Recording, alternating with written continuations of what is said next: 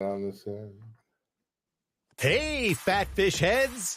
It's time for another edition of the hottest new podcast on all platforms, Fat Fish. Sit back and strap yourself in for the wildest ride on the open seas. Now, flap your fins for the fabulous Fat Fish brothers, Eric Fish Snyder and Brad Grunny Grunberg, a.k.a. Snacks. Nothing like cloud water to start your day. Wow. No.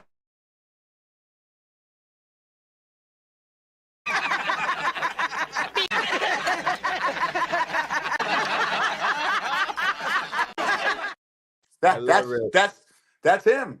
Yeah, do you know that I used to wait on Ray at the 20th Century Fox commissary? What a great guy. We miss you. Really? Ray. Yeah, that's interesting. I said, What? Ray, in Field of Dreams, you were in the cornfield. I heard something that you were jerking off in the cornfield to a Playboy. And he looks at me and he goes, no, it was a hustler. It was a hustler. Yeah, it was a hustler. We're having some problems here. We're having problems in can you hear me? I can hear you. Here we go. We're having a problem video here in Las Vegas. So let's see what's going on. So let me see if I can get in. You got it, man.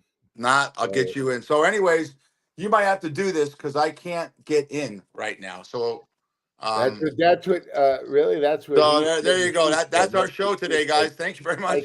You get in there. Yeah. I don't know. I don't know what's going on, but it's been that kind of week. I'm having a rough week this week, guys. So yeah, hang in there. All right, brother. So how is everybody? I hope everybody's good. Hope everybody looks as good as me. I don't look too good, right? But it's crazy times. Crazy times. We got heat all over the nation. We got last night, Mr. Biden answered some questions. And here we go. Fish, there it is. Tell us what you think of Mr. Our president, how he did. I didn't watch anything last night. I was so busy doing family stuff, and I listen. And you go either way. You listen to one outlet, you talk all. There's certain things. When CNN turns on you and you're a Democrat, that's concerning. And CNN is absolutely, but they want to get ratings too. But that's not about that. Let's talk about that. I want to bring on a guy. We do philanthropy on this show. We talk about Molly's Challenge, which we'll talk about at the end. We're rooting our friends on that are fighting the C word. Keith Berman, we love you. But something that's dear to my heart is one of my dear friends, Bobby Owen, said, "Look, I'm involved in the Nick Pasquale Foundation, and it's a foundation started by Mel and Lori Foundation and their great son AJ to honor Mel and Lori's son Nick, who passed away tragically. And I'm going to have this gentleman, Mel, we're going to bring on, talk about the foundation and what we could do to help and get sponsorships, because I think it's a wonderful, wonderful thing that he does. So let's bring him in. With no further ado, let's bring in Mr. Mel. Good morning. Mel Pasquale. Yes. How are you guys? Look what I got, buddy. Yeah, nice lid. Go Bruins. Is that it? That's Nick's number. Yep, that's correct. At UCLA. And I got this great picture of Nick, his son, Brad. Look at that. Is that a stud? Yeah. Is that, matter of fact, what the hell am I doing? I'm going to wear the lid. Badass. Yeah, you should. Badass son. Wow. What position? Yeah, badass son. He was happened. So, Nick was a undersized athlete. His older brother, AJ, really good athlete as well. And Nick was the little brother syndrome, if you will.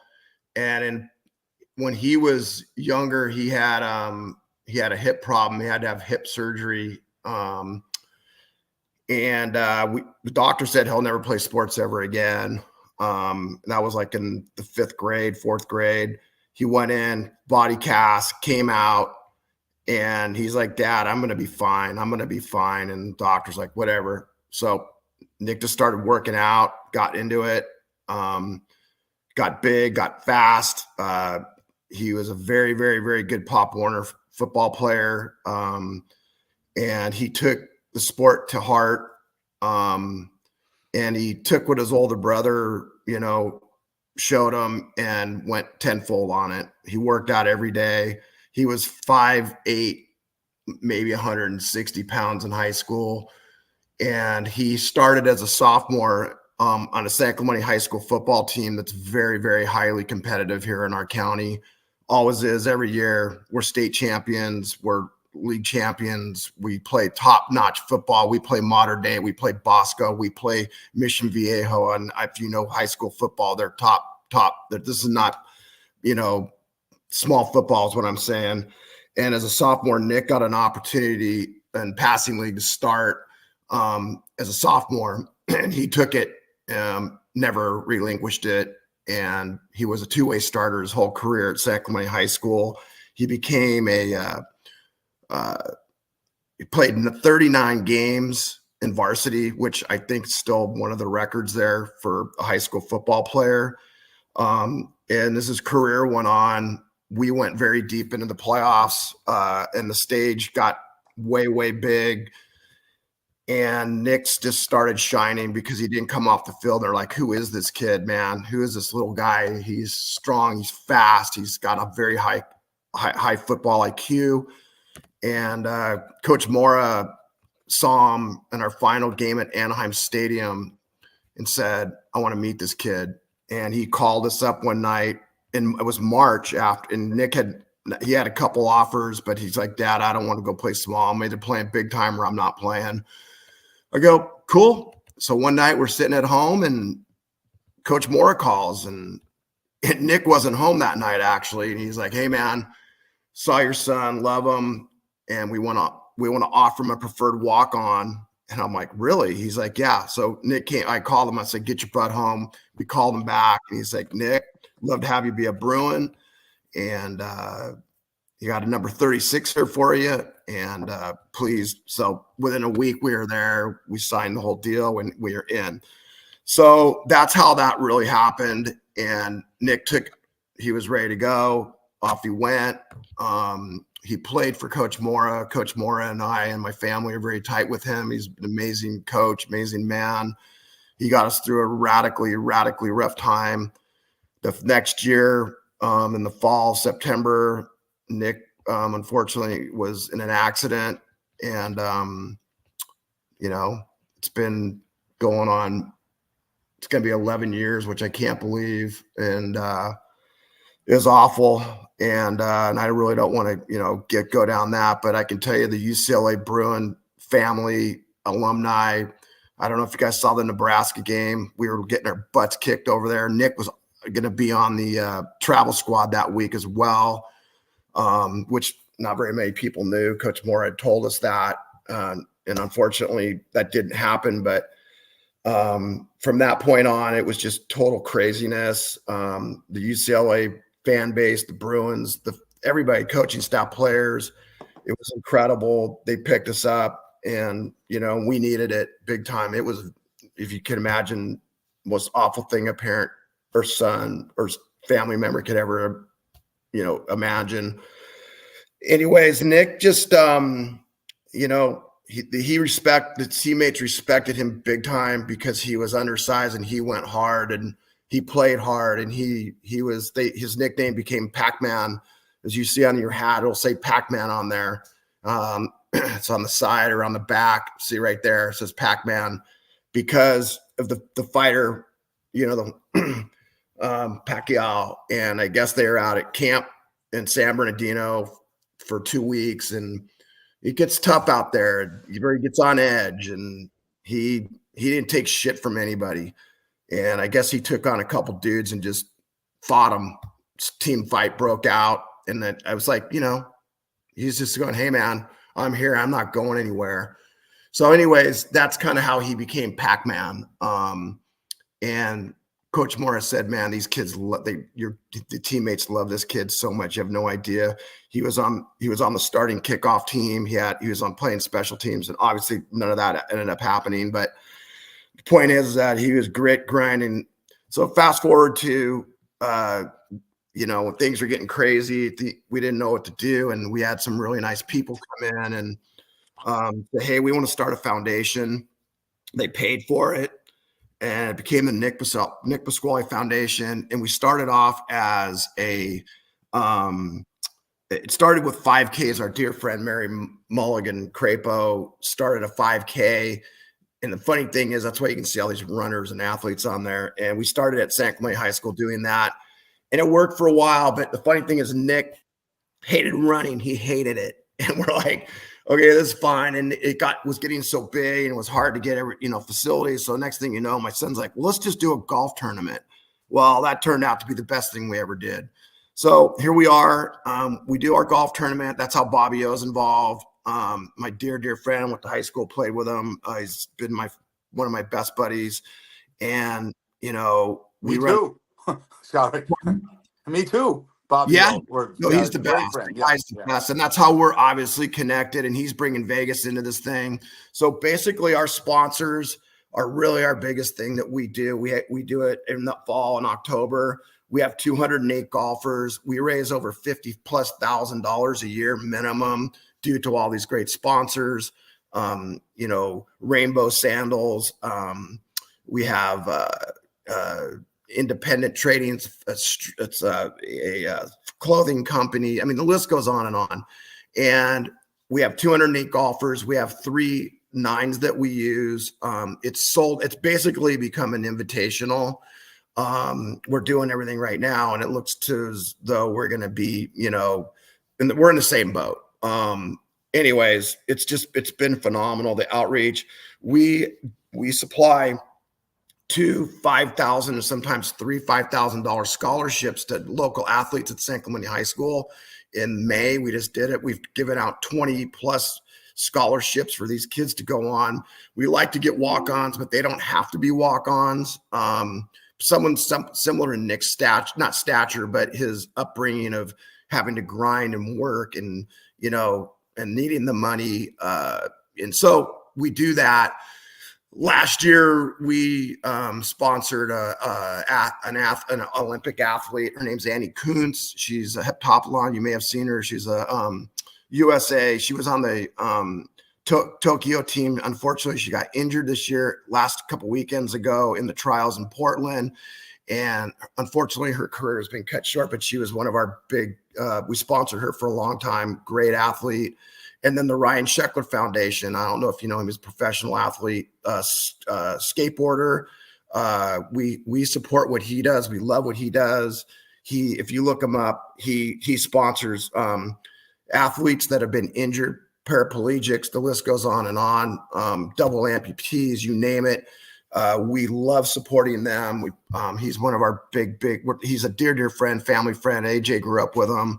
And, he works with us, we work with him, and all the money goes, back to his foundation as well. And like I said, if anybody has time, look it up. It's a great cause. One of our favorites. Mel, excuse me for a second. Let me just get one thing. I want, but it's on my mind. It's October 11th. Yes. This year down in San Clemente is the golf tournament. And if someone wanted to sponsor, we know we need sponsors for this. They can contact the nickpasqualefoundation.com. Correct. There's a donation button. Okay. Yeah, there's a donation button right on. You can just do a straight flat donation. You can make a comment if they want to. I can't guarantee anybody can play at this point because I think we are, like I said, it's become an invitational. The $5,000 sponsors, we've saved a couple spots. So if we have $5,000 sponsors, we may be able to get those guys in, but individuals are going to be really hard because it's a huge success. We've been blessed. So yeah, we're really excited. It's a private country club. You can ask Bobby O. It's a top notch an event. My wife, my son, our volunteers, Lisa Elston, these girls just do an amazing job. It's first class. And I think you guys said you're going to come down and you'll see for yourself what we do. We're going to try and come down. There's on one condition. What's that? We don't care. Well, you have to feed Brad. I can feed him. I can feed you. We have great sponsors. If you like good Mexican food, pizza, the list goes on and on of our sponsors. We have over 10 different food sponsors out on the horse. We call it the 5-pound round. Chunky Love with the 5-pound round. Yeah. Yeah, we do that. There's a lot of adult beverages out there. Yeah, we've got a lot of seltzer guys, beer guys, local breweries. The list goes on and on. It's an amazing event, and like I said, the charity this year, our goal is to raise $75,000 to $100,000, which for a little foundation, that's pretty good for us. And we only do one event a year, so it's quite impressive, and it's a lot of fun. Hey Mel, I got a question for you. Yeah. If I do come down, is it okay if I hang out with you? I don't want anybody to know that I'm with Fish. But not a problem. I'll okay. supply. I'll get you your own golf cart, and if you want to drive away, you can. I love it. And, I know that Nick is watching over all of this, and he's got a huge smile on his face. What a kid. What two-way player? What position did he play two-way? He was a H, which is a slot receiver, and he was a corner in high school, and he was a badass. He really was. I know he's my son and whatever, but anybody that watched him play, he was legit for his size. I taught him at a young age. I coached Pop Warner football. Both my boys, we were very successful, but I coached at the high school level at San Clemente for many, many, many years, and I learned a lot from these guys. And I started running the high school defense, high school offense, watered down at the Pop Warner level. We won, 3 or 4, championships, but I had good players too. I don't know if you guys remember Travis Wilson, who went and played at Utah. That was Nick's good friend. Kyle Murphy, he went to Stanford, played in the pros.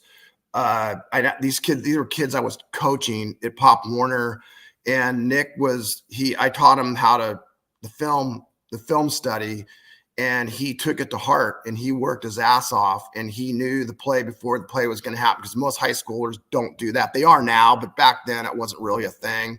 They tried to make you do it, but the kids weren't really doing it. We tried to force them, but Nick would come home and he would break film, and I'd help him a lot. And then he started doing it on his own. And I think that's why he became such an elite player, is because of the homework that he did, plus the workout. His workouts were relentless. He'd be in the garage with his buddies, just pumping iron, running. They would do circuits. They broke my treadmill 3 times because they had it on 10 for so long. But these kids were in amazing shape. So that's kind of what Nick. Bobby O said, ask Mel, what did Nick run the 40 in? It was kind of stunning, wasn't it? Yeah, he wasn't really. No, he wasn't really. It's funny. The coaches would time him, and they're like, Nick goes, I don't really. That's not my thing. He goes, well, I run faster when someone's chasing me. So, and it's true. He was. He just, that wasn't like his thing. He didn't do the technique. There was technique in the 40, but on the football field, he was quick. He got up and down. He was side to side. He had lead the team in interceptions, touchdown returns, for interceptions. He has, I think, the record for Mission Viejo his junior year. He picked one off, went 63 yards untouched. He understood the game, and he worked his ass off at it. And that's, like I said, that's why he got the opportunity. And it was Mel, I know you interrupt you right now, but Brad and I both grew up on the west side of LA. All right. We're huge UCLA fans. You know that. Wait a minute. I went to Arizona. What are you I know, talking but growing up, you were a UCLA fan. No, we talked about going to UCLA games. All right, let me finish. Wait a minute, Fish. I was a UCLA basketball fan. I was a USC football fan. Oh boy, that's such a pussy move. That's Mel. That's the biggest pussy move. This guy doesn't stop talking, Mel. Have you figured that out? No. Let me put it this way. Nick was a unique guy, and I can bet he was, beside on and off the field, he was so likable in his life, wasn't he? He was. Everybody loved him, and we found out a lot. I mean, I kind of knew, but the stuff that comes out of the woodworks when, unfortunately, when people are gone and the outreach, and we got literally 2,000, 3,000 letters worldwide to our house. I mean, I can't even tell you the outreach of what happened. And it was, it still to this day boggles my mind, but not really, because Nick was he was big man on campus. But he never acted like it. And that's why he treated everybody equally. And that's what I found out. I had people coming up to me I'd never seen in my life. And he would say, Nick protected me. I just want to let you know, at the high school. And he went up to these guys that were messing around with this kid. And he said, you touch him, you're going to go through me.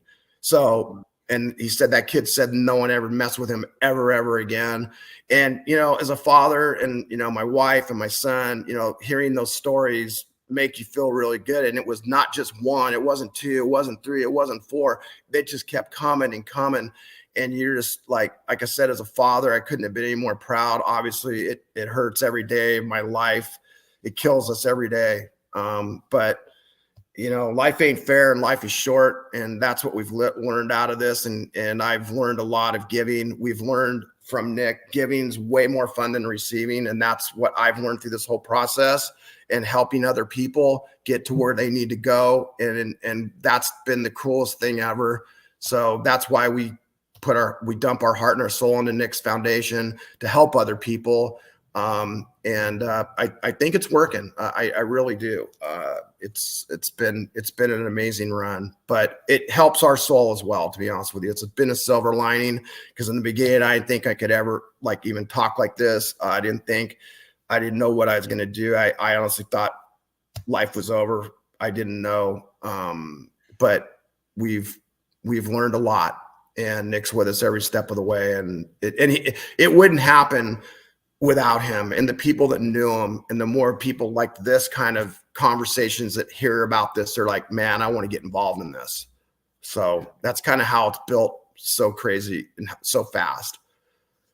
Yeah. Well, you can catch the fat. Well, I can't even do the disclaimer, but I'm going to. You can catch the Fat Fish podcast on Facebook Live, YouTube, DBTV, Roku, and all our listeners are on Podbean. Please check out clips of Mel Pasquale, the Nick Pasquale Foundation, Fat Fish at TikTok at Fish6134. Mel, you're an incredible guy, and to honor your son like this, and every day it hurts, but when you give back, and your son was that type of guy. I mean, we have a segment on the show. We're going to talk about the bullying. Your son didn't let bullying happen. I love that story, man. And it wasn't just boys. It wasn't just boys. It was girls. It's crazy. I had he never ever said a word to us. He never told me. And I'm like, it doesn't surprise me, because that's who he was. And like I said, he was 5'8", but man, he was rocked up, and you did not want to mess with him. I'm telling you right now, he was one of the strongest kids on that school, and they all knew it. And that not only mentally, but physically. And that's why he helped people when help was needed. And I know there's kids out there still doing that, and I hope there's more of it. And I hope that you guys can push on that, because it's a serious thing in the schools from junior high all the way up into high school. And it's a sad, sad thing, and it's got to stop. Absolutely. I always wonder, and me and Fish talk about this, why the man upstairs takes someone like Nick. Nick had only the good die young, my friend.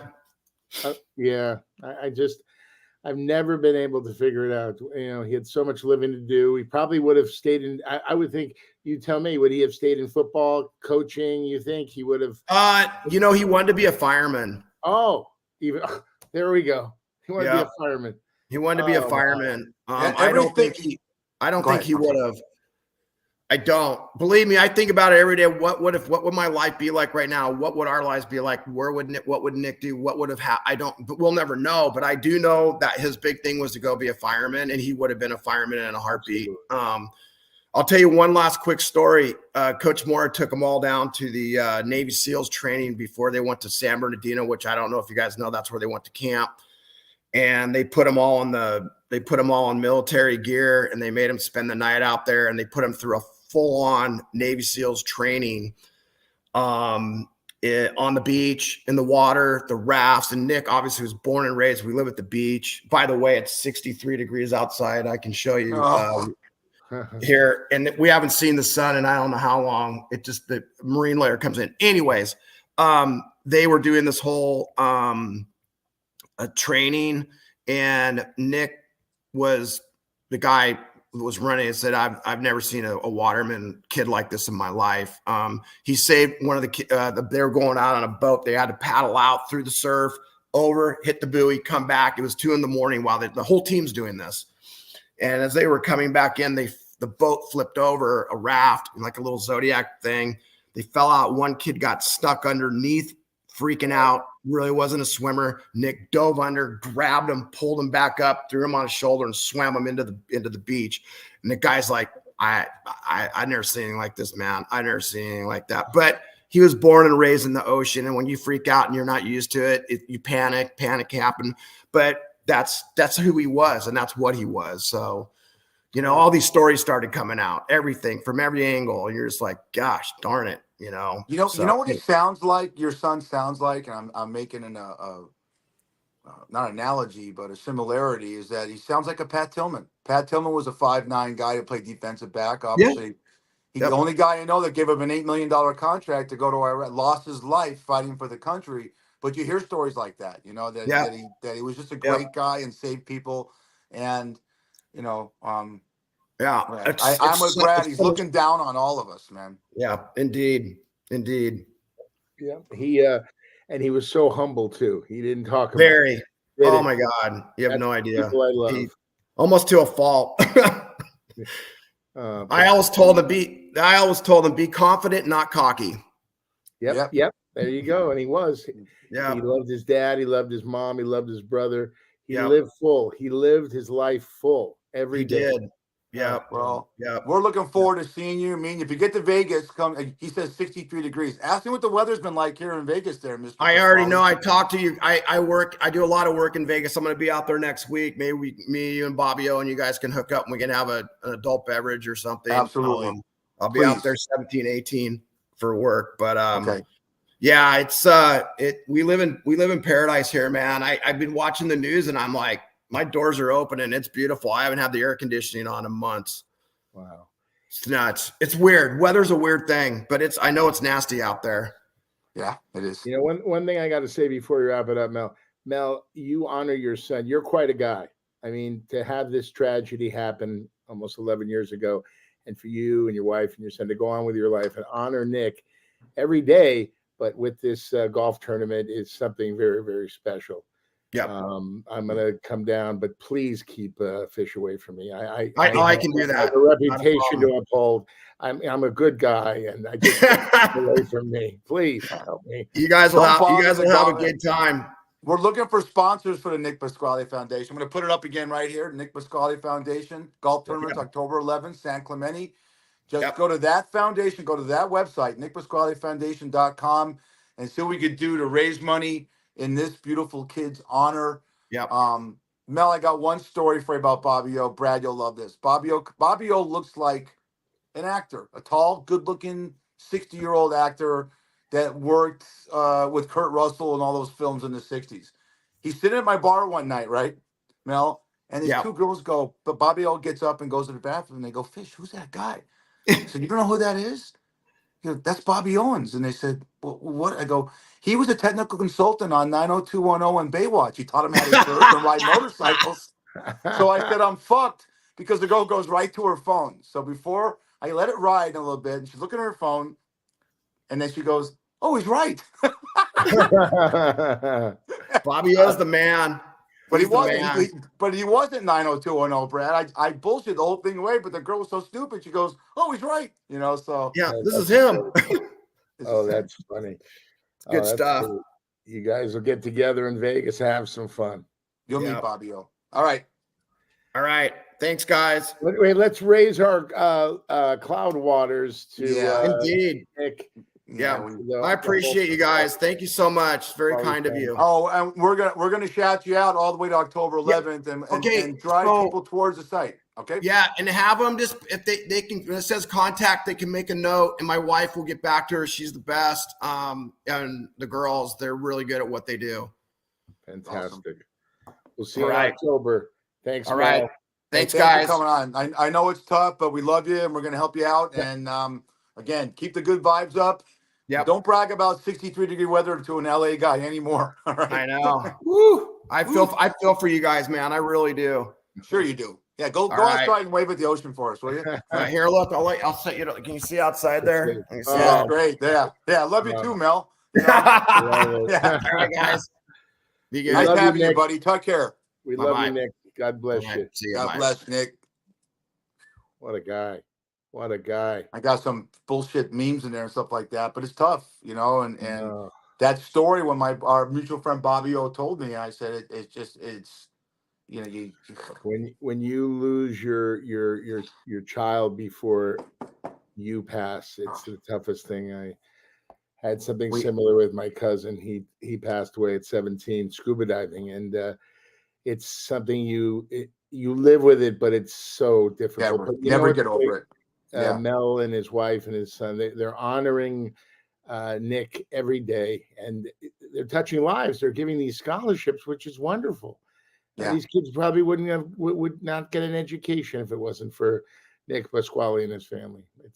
They wouldn't. And we talk about it every week. We have the guy on. We spend a nice segment doing a really good thing and educating people about something that, hey, you know what? If you have some extra money, sponsor this thing. Sponsor our show because I got to get rid of this guy. You know, I'm telling you, I can't I'm going to leave you. I'm going to leave you at that golf tournament. You're on your own, buddy. You can Caddyshack at home. I know, of course. I would love to. Yeah. Hey, what are we drinking? We are drinking something very special. Cloudwater. Cloudwaterbrands.com. Use our friends and family discount, FATFISH20. That's FATFISH20. Cloudwaterbrands.com. Barry and our boy Mark, they have come up with this unbelievable seltzer. I wasn't a seltzer guy until I had this. It's good for your gut, and you know how big my gut is. You look good. It's really good for you. You should definitely get yourself a case with our family friends discount. And like I said, put it in with some vodka, some tequila, drink it just from the can. It's really, really good. Cloudwaterbrands.com. Give it a try. You'll thank me in the morning. I've tried them all, and I think everyone's great until I try a new one. Today I got the half tea and half lemonade. Phenomenal. Really good, right? What do you got? You got the ginger and watermelon? What do you got? What do I got? I got the watermelon. Love it. It's great. Oh, so good. So thank you, Mark and Barry. Thank you. Thank you, Mark and Barry. And let's hope that we could help you guys out and you could help us out and help everybody out.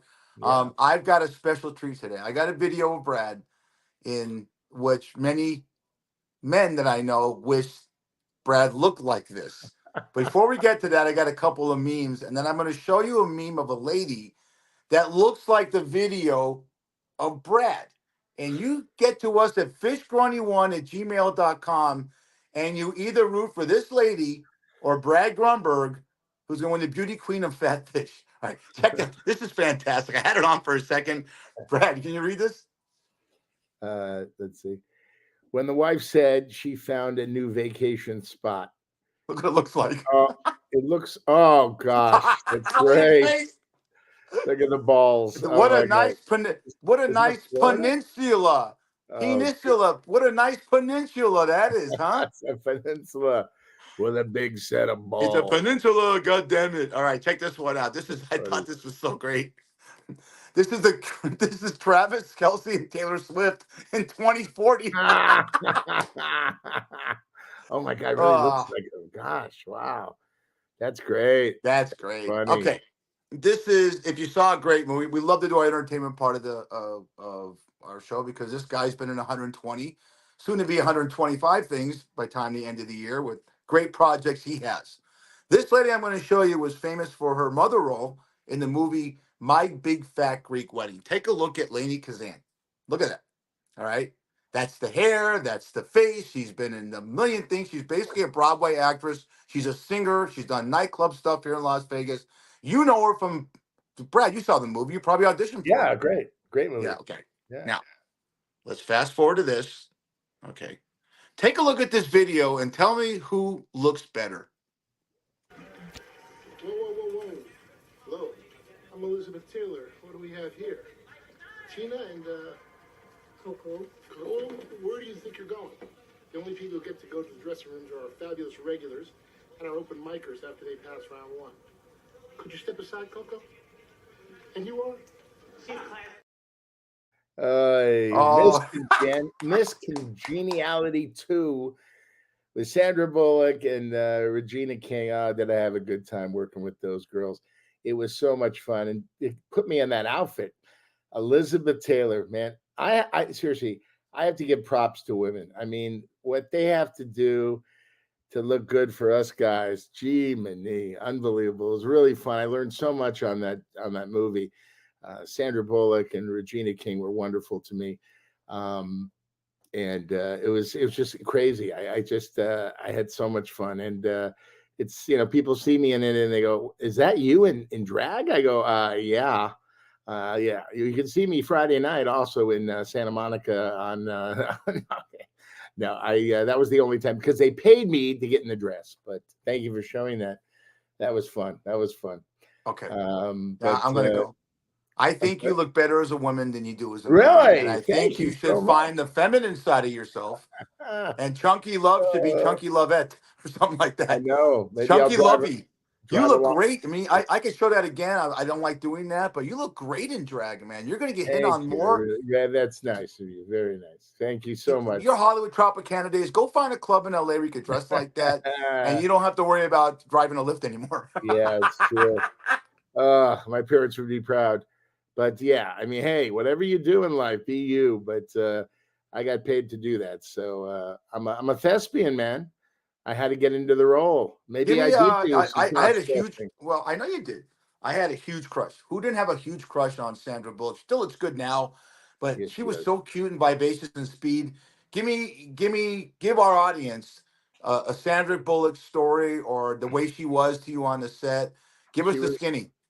she was really just cool. I mean, she was just like your buddy. You talk to her, but the only thing that bothered me is she's so sweet and so nice. And I always ask girls, my line, nice guys are bad boys. And at the time, she was going out with Jesse James. You remember that guy? Oh yeah, Okay. the tattoo And love boy. she, Yeah. and every time they said cut, she'd go to her phone and start texting. Okay. She wasn't texting her mother. She was texting this jerk off. Okay. And you know how it went. She got the Academy Award and then she held it up and looked at him and said, "Baby, this is for you." And he was cheating on her the whole time with that other loser. Well, who's that girl? Another tattoo freak. And it was so sad because she was so nice and so sweet. But a lot of these girls like the bad boys, right? Are you a bad boy, Fish? What kind of guy are you? I was a bad boy. I had the hoop earrings and a big mullet back in the 80s. But no, I mean, look, I've been out of commission I've been married for 35 years. So Sure. you're the bad boy. You're the bachelor. And now that we know that you go both ways as far as your attire, I would love you to, hey, you know what? I got a great idea. Why don't you dress like that and get in your lift? You might get better tips. You never listen. If it works, I'll do it. Yeah, the one thing is I always tell these girls, I'm a nice guy, but why don't you just teach me to be a bad boy, right? I mean, that's the thing. How do you what's okay? You got in that tangent. What's a bad boy? I was born. I get on. Everyone knows me. I have never let a woman pay for a date. Never in my life on a first or second date let a woman pay for a date. Yeah. Now people is a bad boy. Now people come in the bar and it's commonplace. First date, the guy will get the check and he'll split it. Well, you had the bacon wrap shrimp and the scallops and the diet soda, and I had the gin and tonic and I had the jambalaya. And I'm looking at myself. There's no way this guy's getting laid tonight. No. I open car doors for women. Okay, I walk ladies out. I walk ladies out from the bar at night because it's nighttime to their cars. Does a bad boy do that, or is it? I'll tell you what a bad boy. I'm going to explain. I'm going to tell you what a bad boy is. I'm going to tell you a story from the Hollywood Tropicana. Okay, got it. This one girl, let's call her Genevieve. Let's call her Genevieve. She says to me, "I broke up with my boyfriend. If he comes in here tonight, kick his ass out." I go, "Okay, Genevieve." So the show starts. I'm walking around. I see him. And let me describe him. Okay. All tatted up. And by the way, he was tipping her best friend. That's a no-no, right? No. So yes. I say, "Hey, buddy, get up." And basically he was wearing cowboy boots. So he is 5'3", but with the cowboy boots, he was 5'7". You know these guys? Okay. So I go, buddy, it's time for you to go. He goes, I'm not going anywhere. I go, really? So I turned to security because they had surrounded us. I go, hey, Lionel, call 911. So he looks at me, he goes, why are you calling 911? So I step right into his grill and I say, listen, you motherfucker, you got one shot at me and then I'm going to fucking kill you. And then he backs up and leaves. Next night, I'm outside talking to security. We're laughing, telling stories. All of a sudden, he drives up in her brand new Mercedes convertible. She gets out for work. He drives off. I go, Genevieve, what the fuck? Why did I do that last night? Oh, he came over and he apologized and we had makeup sex. Let me explain something to you. These bad boys, they know how to work these girls. And it's so sad. These guys are the biggest losers and they're always cheating on their girlfriend. They're they're sponging on. I remember seeing a girl hand $1,000 in cash to her boyfriend. Now, boyfriends are not allowed in the club, but I go, what are you doing? You just worked your ass off for 5 hours for that money. Oh, my boyfriend, he's getting the band back together and he needs a new guitar. Then let him get a fucking job. It's terrible. And you know what? I talk to girls today, young girls. It's just different faces. Same bullshit, different faces. I don't know what they say that nice guys are boring. I go, but yeah, that's where I was going with that. So you're basically a bad boy. If a girl's with a bad boy, he shits on her. And a nice guy, like I was raised to be, could be taken advantage of. Is that what you're trying to say?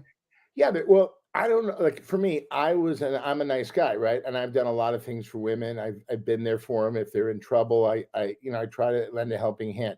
Have I made some mistakes? Yes, a lot. Okay, but that's my nature. Give you an example.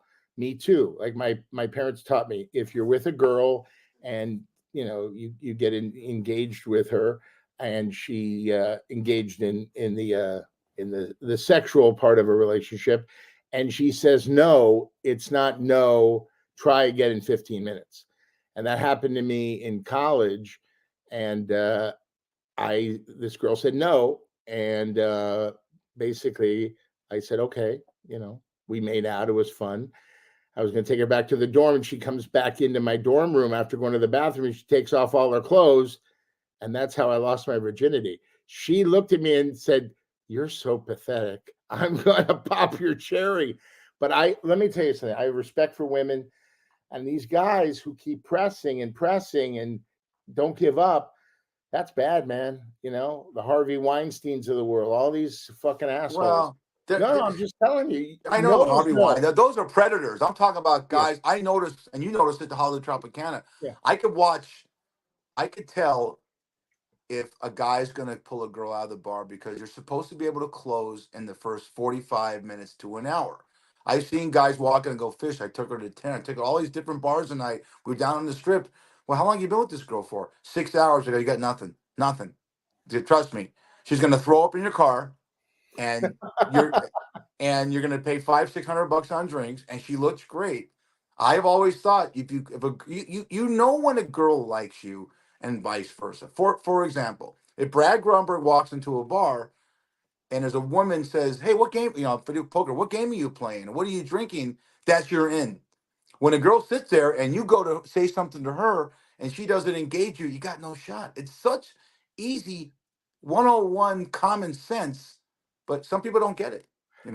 But again, you listen, even though you strike out, you get back on the horse, you try again, because you never know. The one that you don't, say hello to. I'm a guy, like in LA, all the girls are looking at their phones. This is how you meet a girl walking down the street.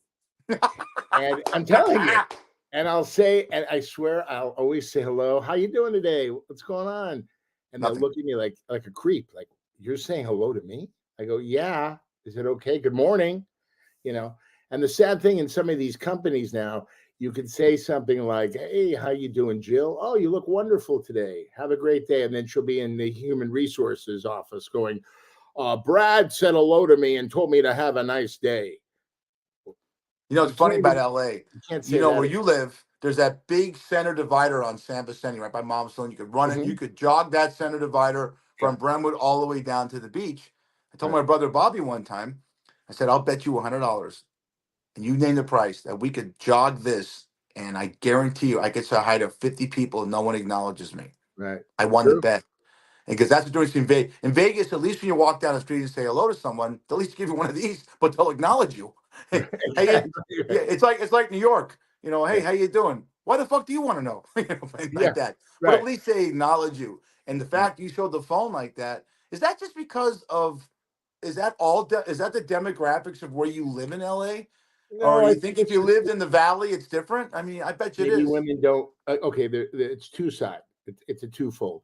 Some women tell me, "Oh, no one ever never asked me out. No one ever says hello to me." I don't believe that, but when they do this, they hide behind their phone. They don't want to be, it's like Leonardo DiCaprio.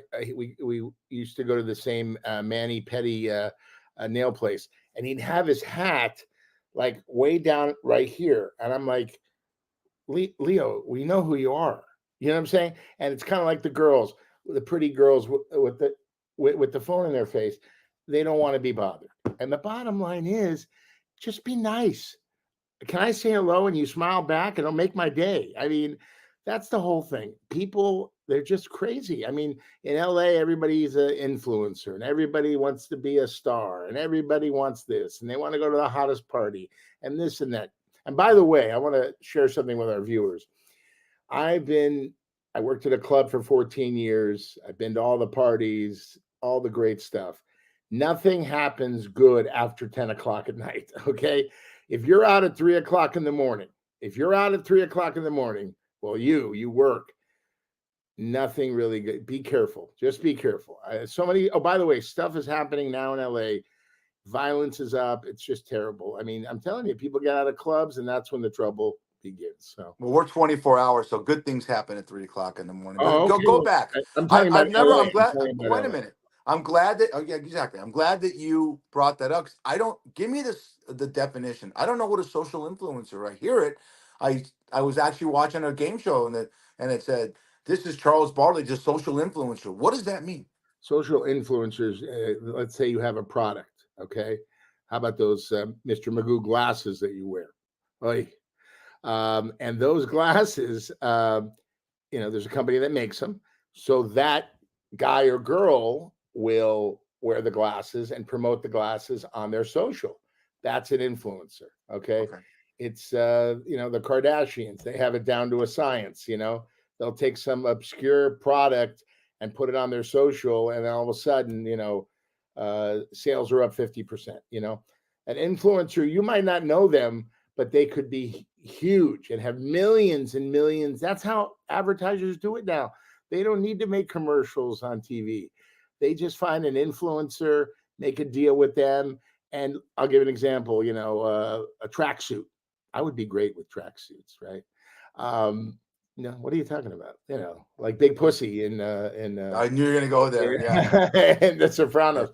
But no, that's what they do. They take something, they wear it all the time, a hat, glasses, women, outfits, bikinis. I know one girl I watch for research purposes. Her name is Genesis Lopez. Oh my gosh. Oh my. She doesn't have to say anything, okay? She, models all these bikinis and people buy them because, she has such a great body and big smile. And that's what an influencer, life has changed. It changed in the 90s with the information superhighway. Didn't Al Gore come up with that? They said that Al Gore created the information superhighway. But I'm learning every day because I'm going on social with some stuff and we keep until it happens. But it's the new way. You got to learn. You got to pivot. It's not going out for a commercial. Yeah, you see commercials. You see them on TV and then Super Bowl and all that stuff. But there's other ways that advertisers advertise now. Sure. Yeah. And you can thinking about social. Yeah. You can catch the Fat Fish podcast. Yes. Live. We're live right now. We're live on Facebook, Number 6. YouTube. Number 69. Can you believe 69? Yeah, what a wonderful number. That means something to me, Brad. That's the 69 is the deli number over at Nate Nell's for a pastrami sandwich. Catch No, the I'm Fat Fish 60. podcast on Yeah, Facebook I Live. don't 69 with women. I 69 with a corned beef on rye at Nate House. And you just saw that on YouTube, DBTV, Roku. Listen to this guy on Podbean, all our outlets. View us, please. Click below. Here, I'll give you the banner on it. Click below, right there. YouTube at Fish Grunny 1960, the year I was born. Brad 1980, and 85. And we're Cloudwater is coming aboard. It looks like we're trying to come aboard for the Nick Pasquale Foundation. I'm glad that you educated me on social influencers. I thought that's an and you're right. That's an interesting new.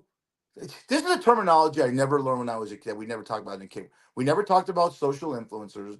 Okay, you never heard about millennials. Okay, what was a millennial back then? And one thing we never had on the food side. Do you ever remember, Brad, when we were younger, everyone ordering ranch? There was no ranch dressing. What was it back then?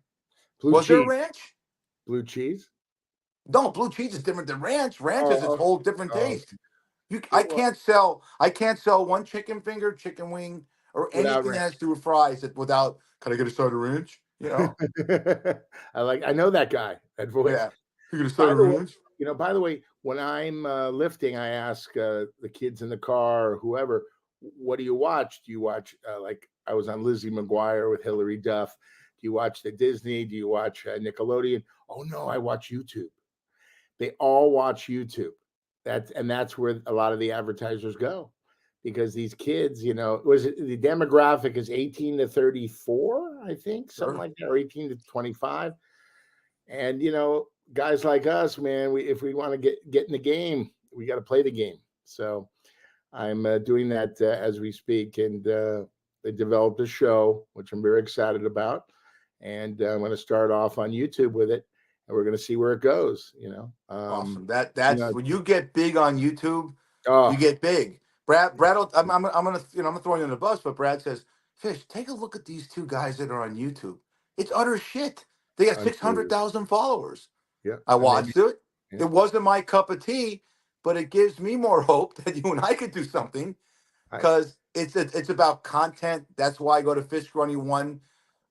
Excuse me, guys, at gmail.com. Okay. The poll was in. I got 11 votes right now. 6 for Brad and 5 for Lainey Kazan, which means Brad will now be cast in My Big Fat Greek Wedding #5. As the mother. Oh God, that is be great. So 6 for Brad and 5 for. If Lainey Kazan's watching this right now, she's suing us. Oh, wait. You're comparing me to the fat guy that was on. Wait a minute. Hang on. Yeah. That was so rude. On what Showtime show you were on? Shameless. Yeah. I was the mother of a Big Fat Greek Wedding. This guy falls through roofs on Curb Your Enthusiasm. He has a toilet that's so big and 2 broke girls. I mean, everything about you is about size. Okay, here's the story. There was a show. What's the show with Louis Anderson and Zach Galifianakis? It was on Fox. And Louis Anderson played his mother, Zach Galifianakis' mother. I gotta see that. I don't know. God. So Louis Anderson dressed up in drag as his mother. Absolutely hilarious. Unbelievable. So hopefully I can find a role and I can dress up as somebody's fucking mother. You got so many things going on. I'll be doing this podcast. I'll be doing my podcast with a caricature of you. I'll get AI to just say, "Hey, Brad, what do you think about this?" Maybe I'll come talk. How about next I can't talk right now. I'm a Chick-fil-A. And Brad, what do you think about this? I can't talk right now. I'm a Chipotle. By the way, if you had, what's your? I someone asked me this at the bar. What is your favorite fast food? Is it a wherever I chicken can thing? get free food? Like I go to a Chick-fil-A. I go because I get points. I go to McDonald's. I get points. I get points. Yeah, man. I get free burgers and free, chicken nuggets. Oh, breakfast. I get points. Chick-fil-A breakfast. Bowl number 4. Brad has as many points on his Chick-fil-A that you have. Go ahead. Take out the cheddar, put 2 slices American in there for me, and we're rocking and rolling. And guess who I share it with sometimes? Annie.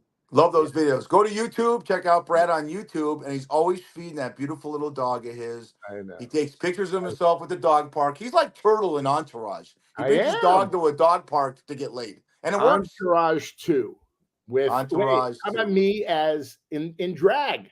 I drive the guys around in drag. I just said that. Chunky Lovey or Chunky Lovette, man. Why not? I love that. I can't believe that you got more people. Oh, now it's hang on. What's wrong? It's 13-5, Brad Grunberg. What was your character's name? What was your character's name in that? You remember? I was the security at the I was the security guard backstage at the what do you call it? What do you call a cross-dressing bar? Kenny Kerr. Who is Kenny Kerr was a big cross-dresser, great guy. I did a talk show with him for Weaver, Lord Weaver. Never really went. Kenny Kerr was the host. I was his like Ed McMahon. Yeah, no, I want to talk about something before we end the show. Well, hang on. We're going to end at 18-6. 18-6. The spread was 12 points for his Chick-fil-A card. So Brad win. Brad. What about our Raiders, by the way? How are we looking? Before we end this, I'll tell you this. Brad has more points on his Chick-fil-A card than any one of us that has a Southwest card to get free flights. I'll pick up the tab. Raiders over under 7.5, according to our good friend. I'll be on soon because training camp starts. John Hardison over 7.5 wins. I'm betting the over. Brad, I know it's a little bit Debbie Downer, but we got to hit it. Yeah. Yesterday was Molly Klein's 15th birthday. She had a happy heavenly birthday. Molly Klein was bullied so much that she took her own life. Okay, 2 years ago. She passed away at 13 years old. Let me explain something to you. This is going to stop, and our show is going to lead the way. Bullying must stop in schools, in life, okay? And the people that are bullying, have you seen what they look like? Okay? They're not very attractive people, and they get jealous of people like Molly. Molly was the sweetest girl, kind-hearted, beautiful. She did all the right things, and it got to a point where she couldn't share the pain that she was enduring through all the people at school. And then it continues after you go home on your cell phone. I was bullied as a kid because I was fat. Okay. But it stopped at school. There was no cell phones. Okay. I make a pledge to all our viewers, all our listeners. Let's talk to your children. Let's eradicate bullying. Let's get, and by the way, the parents should be accountable because they are right there. They should look at their kids' phones. They should listen to their conversations. And if they're bullying, they should be punished and punished severely. I met Molly. I know Molly. I will never forget Molly. Andrew and his beautiful wife, Stacy Klein, and her brother, Matt, they go on in life. They honor her memory every day. But like Mel, he thinks about Nick every day. Nick died in a car accident. Molly took her own life. Can you imagine going into your child's room and she's hanging there? Hanging. Took her own life. I can't believe it. And when I heard the story, I still cry. So I just want everybody to know one thing. Bullying sucks, and we're going to do everything on our show to get rid of it because it's wrong in so many ways. Well said, really, brother. Amen.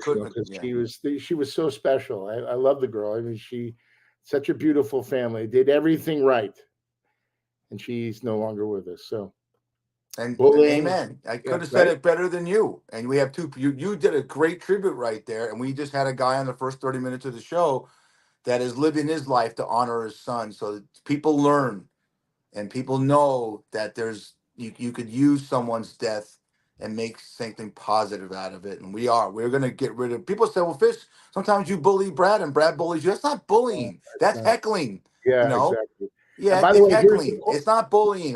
Bullying is something that is so egregious and so abusive. And you're right. If we do well, anything on this show, here's the dichotomy here. It's look what Nick did. He stuck up for bullying. And somebody started bullying his friend, he'd walk up and go, listen, you stop talking shit or you got to go through me, right? Right. He would, and there's 1,000 other stories that Nick did to protect his friends or strangers for that matter. Okay. And the same thing, look, Molly took her life because she was bullied to no end. So, it's a sad subject, but we need to talk about it because if we don't talk about it, it's going to be around forever. Right. Absolutely. And this is show number 69 of Fat Fish. And we're going to pay homage to the number 69 with this visual. The handsome guy, Brad, right there. And it's now 23-8. Brad over Laney Kazan. And that if you see the video, go watch the video at about 37 minutes into the show. Imagine those two 69 each other. Dave Linden, take us out of here. You've been listening to the Fat Fish Podcast, heard on all your favorite platforms. Until next time. Manny!